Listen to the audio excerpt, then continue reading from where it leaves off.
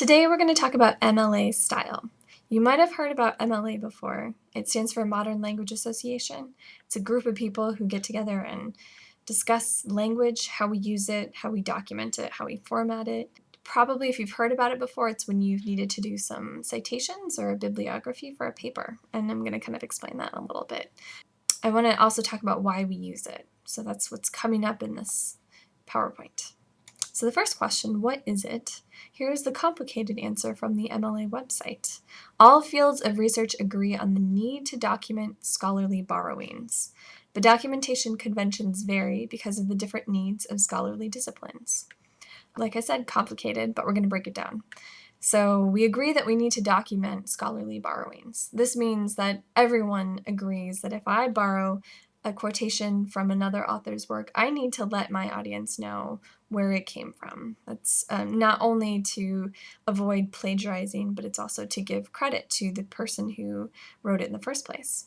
And the second part of that quotation that might be a little less easy to understand is the documentation conventions varying because of the different needs of scholarly disciplines. That's kind of the divide between APA and MLA, is that MLA tends towards certain disciplines, APA tends towards other disciplines to fit the needs of those different disciplines. Here is MLA's website. As you can see, pretty easy to navigate. And here we're talking about scholarly disciplines again. So which scholarly disciplines is MLA used for? Mostly in the humanities, especially in writing on language and literature. So that's why in your composition class we're talking about MLA, whereas in a science class you might be more likely to use APA. Now let's take a look at why we use MLA style. Two different uses, formatting and documenting. Formatting is just making sure that your essay looks like a professional piece of college writing, or as I like to think of it, avoiding looking like a slacker. Usually when an instructor assigns a piece of writing, he or she will say, I need Times New Roman font, 12-point, double-spaced, 1-inch margins. That's the formatting that I'm talking about. If you don't use that formatting, it looks like you either are lazy or you weren't paying attention or some combination of the two. So avoid looking like a slacker, format your essays correctly. The other part is documenting, which is giving other authors and institutions credit when you use their information. And this is so, again, as I've mentioned, so you can both avoid plagiarism and give credit to the person or place that has developed that information. Why should an essay look professional? For the same reason that you try to look professional when you go in for an interview. When I read a piece of writing from a student who's clearly done a lot of work to make it look really polished, that gives the student more credibility. I believe the student more just because I can see immediately that he or she is following the rules. Here's an example of a student paper that I might get. It's actually my own paper from a long time ago.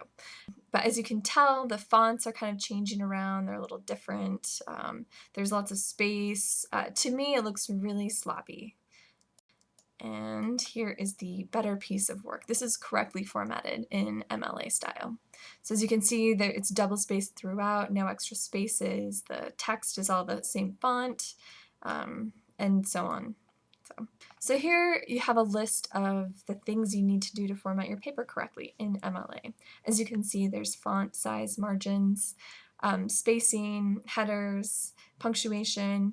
It might seem like a long list of things to remember. The good thing is that, first of all, once you get used to it, it's second nature and you don't really have to think about it again.